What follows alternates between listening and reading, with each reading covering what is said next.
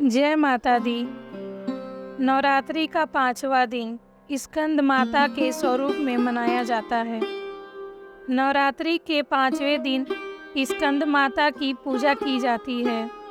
स्कंद माता दुर्गा का 5वां अवतार है। स्कंद माता का नाम 2 शब्दों से मिलकर बना है, स्कंद व माता, और इसका अर्थ होता है स्कंद की माता। स्कंद का अर्थ है कार्तिकेय जी। महादेव और माता पार्वती के पुत्र हैं। माता का अर्थ है माँ, और इसी प्रकार स्कंद माता पार्वती का ही एक रूप है। माँ स्कंद माता की 4 भुजाएं हैं। माँ एक हाथ में कार्तिकेय जी को पकड़े हुए हैं और उनके दूसरे व तीसरे हाथ में कमल का पुष्प है, और चौथे हाथ में स्कंद माता अपने भक्तों को आशीर्वाद देती है। स्कंद माता की सवारी एक शेर है। स्कंद माता विशुद्ध चक्र की अधिधात्री देवी हैं। विशुद्ध चक्र हमारे गले के उभरे हुए भाग के ठीक नीचे स्थित होता है। माँ स्कंद माता की सच्चे मन से पूजा करने से विशुद्ध चक्र जागृति हो जाता है, जिससे बरी की सिद्धि प्राप्त होती है।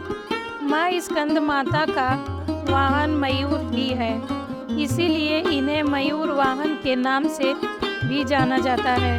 उनका वर्ण यानी त्वचा का रंग सुर्भ है। माता हमेशा कमल पर विराजित रहती हैं, और इसलिए वह पदासना देवी के रूप में भी मानी और पूजी जाती हैं। माँ स्कंद माता का मन पूर्ण रूप से लौकिक और सांसारिक संबंधों से दूर रहता है। स्कंद माता का पूजन करने वाले व्यक्ति और जीव मुख्यतः सांसारिक बंधनों में रहकर भी उनसे मुक्त होते हैं।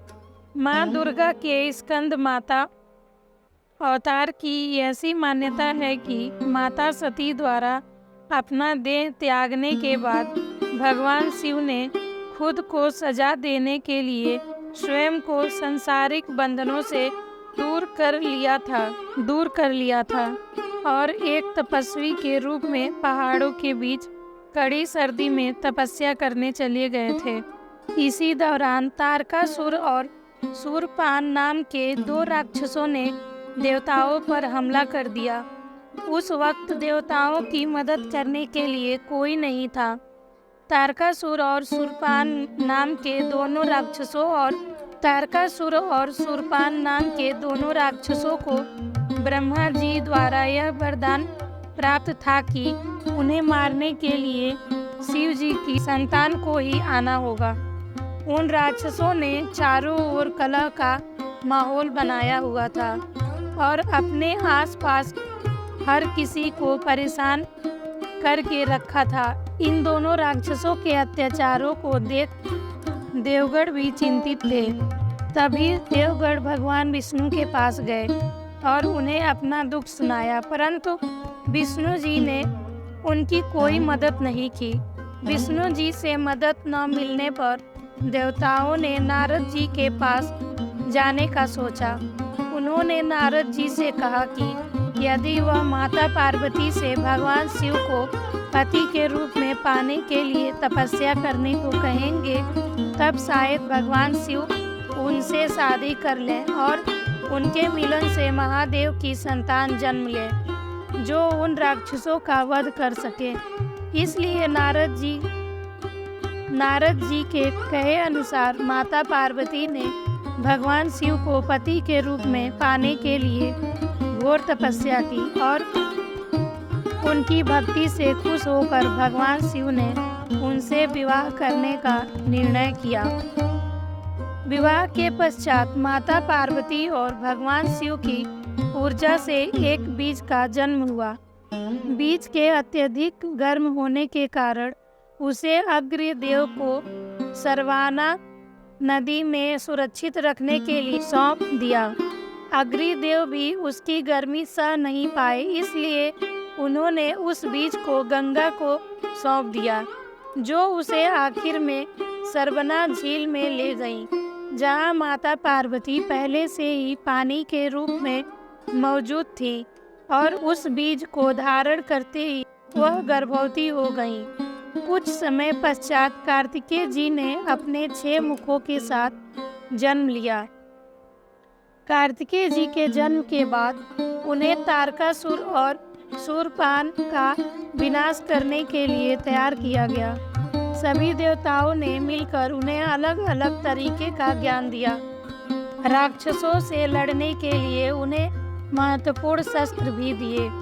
आखिर में कार्तिकेय ने सभी राक्षसों का वध कर दिया। इसी कारण माँ दुर्गा को स्कंद माता यानी कार्तिकेय की माँ के रूप में जाना जाता है। स्कंद माता के मंदिर पूरे भारतवर्ष में कई जगह स्थापित हैं, लेकिन उनमें से एक बहुत प्रचलित उत्तर प्रदेश के वाराणसी में स्थित है।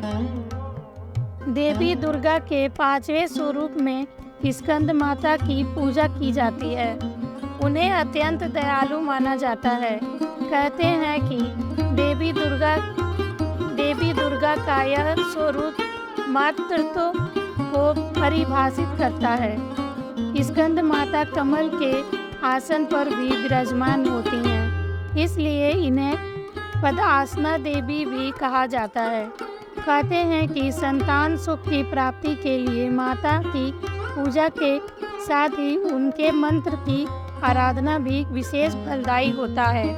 मंत्र: ओम देवी स्कंद माताय नमः, अर्थात ओमकार स्वरूपी स्कंद माता जो कि अपने भक्तों की समस्त इच्छाओं को क्षण भर में पूर्ण कर देने वाली है, उनके चरण में बारंबार नमस्कार है। स्कंद माता की उपासना से बाल रूप स्कंद भगवान की उपासना स्वयं हो जाती है। माँ स्कंद माता की उपासना से उपासक की समस्त इच्छाएं पूर्ण हो जाती हैं। हमें भी स्कंद माता की शरण प्राप्त हो, यही प्रार्थना करना चाहिए। विशेष क्या है?